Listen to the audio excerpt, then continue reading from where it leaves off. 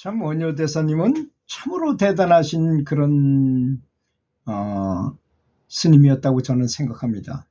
아마 어떤 불교학자나 분들이 말씀하시기를 여러 깨달은 선사들이 계셨지만 아마 부처님이 100%라고 하면 한 80% 정도의 도의 경지에 이른 분이 바로 원효 스님이고, 그분이 가장 도가 높았다는 그런 말씀도 있더라고요. 그게 맞는지 틀린지 저는 잘 모르겠고, 하여튼 그런 말씀을 제가 들은 적이 있었어요.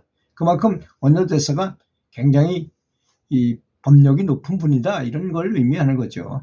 그래서 그때 당시에 미개한 그 국민들에게 지극정성으로 남이아불탑을 연부를 10번만 외우면 누구나 극락왕생할 수 있다는 것을 그때 강조했어요. 그때 그 원효 대사님이 참 이상한 복장을 해가지고, 연예인이죠. 지금 말하면 연예인인 것입니다. 아이돌보다 더 유명한 연예인이었다 그래요. 사람들이 막 보게 만들어가지고 회심곡이라는 걸 만들어서 막 회심하게 회심곡이 마음을 돌려서 도를 닦아라, 이런 뜻이 아니겠습니까? 그 천년이 지난 그 노래가 아직도 내려오잖아요. 얼마나 대단합니까? 그 법력이라는 것이, 원효 대사님의 법력이.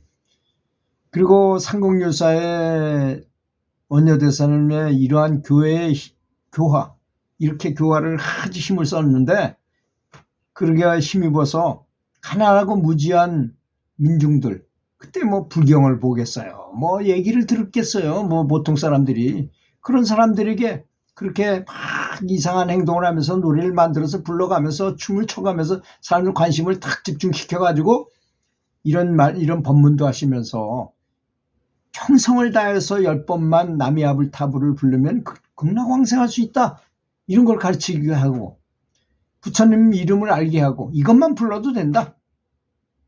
그래서 사람들이 다 남이아불탑을 연부를 할 수 있게 만들으셨다는 것입니다. 참 너무나 감사한 거죠, 지금 생각해 보면. 그리고 원효 대사는 그 경전은 그렇게 많이 알고 화엄경을 다시 고쳐서 다시 집필하시기도 한 그런 보살행을 지향하고자 하시는 분이었음에도 불구하고, 글을 모르는 대중들에게는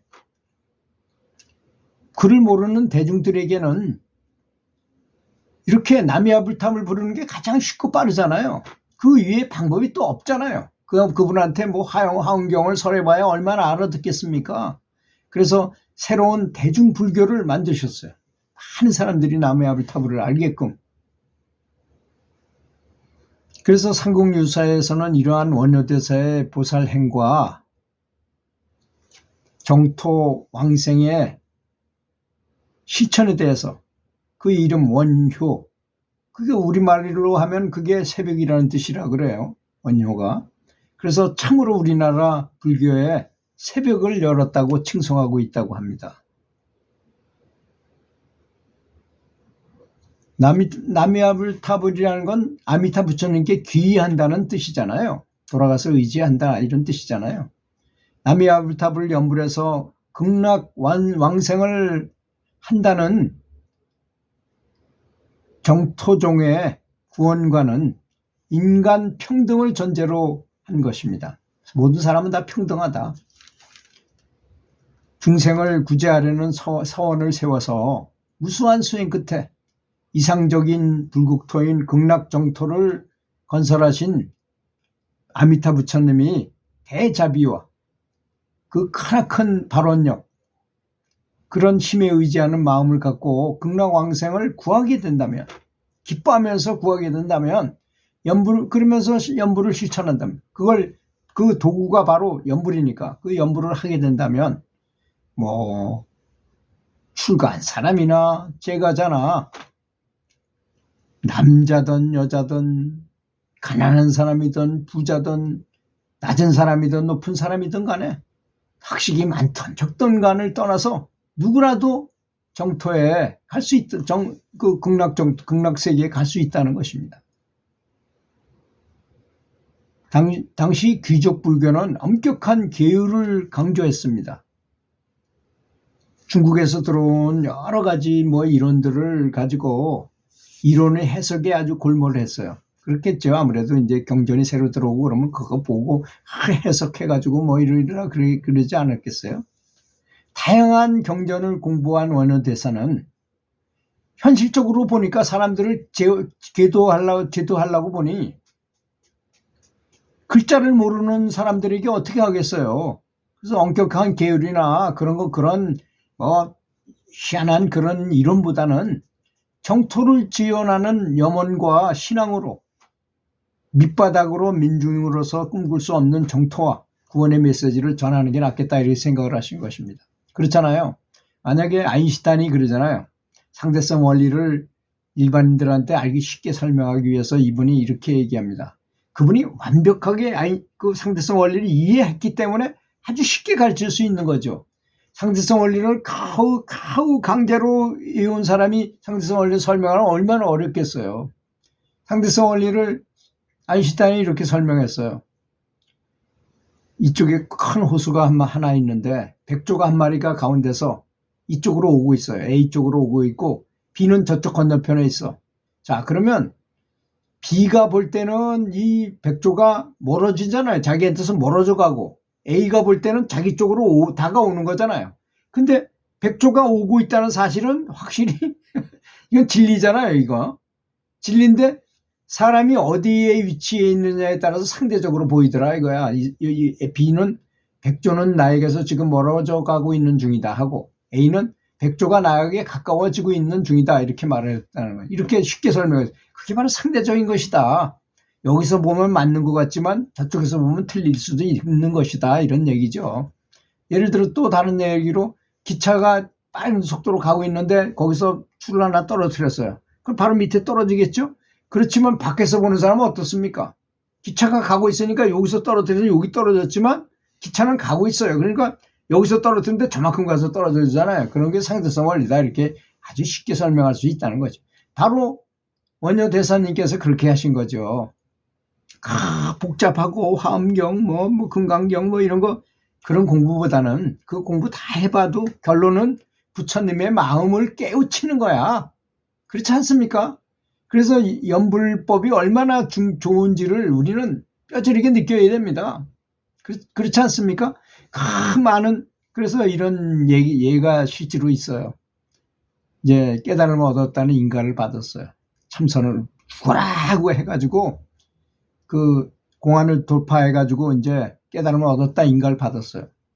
그런 분이 털썩 병이 들어서 중병에 걸렸어. 그것도 막 생사를 오가는 그런 위급한 병에 걸렸는데 가만히 생각해 보니까 자기가 깨달음을 얻었다는 인가는 받았는데 생사를 초월한다는 보장을 스스로 해보니 내가 지금 겪어보니 내가 생사를 초월하지 못하겠다는 걸 아는 거야. 그래서 죽을 때가 돼서 제자들을 다 모아놓고 야 내가 죽어야 되니까 나를 위해서 나미아불타불을 좀 불러다오. 조념연불을 좀 해다오. 나도 아미타불을 부르며 죽겠다. 실정이 그렇다는 점도 아셔야 됩니다. 우리가 알면 큰 깨달음을 얻으면 뭐 그런 게 다 필요 없다고 생각할지 모르지만 그건 완벽한 깨달음을 얻었을 그래서 견성이라는 건 초견성도 있고 견성의 단계도 굉장히 다르다는 것입니다.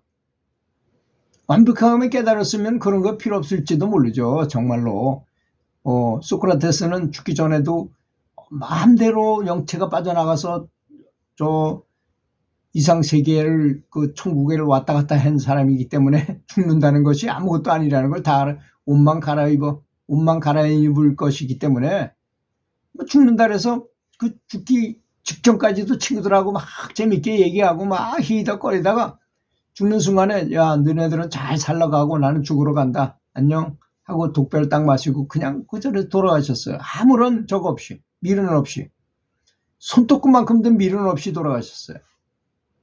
그건 왜 그런가요? 죽고 사는 것에 대해서 명백히 알기 때문인 것입니다. 그 모든 것을 다 우리는 종이 한 장만 가려도 앞을 볼 수 없고 미래가 내일이 어떻게 되는 건지 전생에 뭐가 있었는지 전혀 모르잖아요. 근데 그걸 모르는 거를 너무 안타깝게 생각할 필요 없어요. 원래 신께서는 신이나 부처님은 누가 계시다면 그런 걸 모르고 공부해라는 취지로 우리는 이렇게 온 겁니다.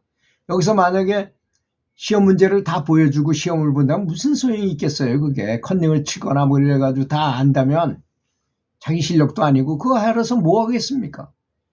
정말 학력이 있느냐 없느냐, 능력이 있느냐 없느냐, 공부를 해가지고 정말 영적으로 얼마나 내가 공부가 됐느냐를 바라보는 거 아니겠습니까? 그래서 신통이 있는 건 저는 아주 별로 좋아하지 않아요. 신통을 추구하지도 않습니다. 근데 중국 기공을 배워보면 한 일주일만 해도 보이는 거 다 보이고요. 다른 사람의 마음도 다 읽혀져요. 다 신통도 된다는 얘기입니다. 또 다른 사람이 아픈 사람을 만나잖아요. 그럼 그 사람이 아픈 곳이 나도 아파.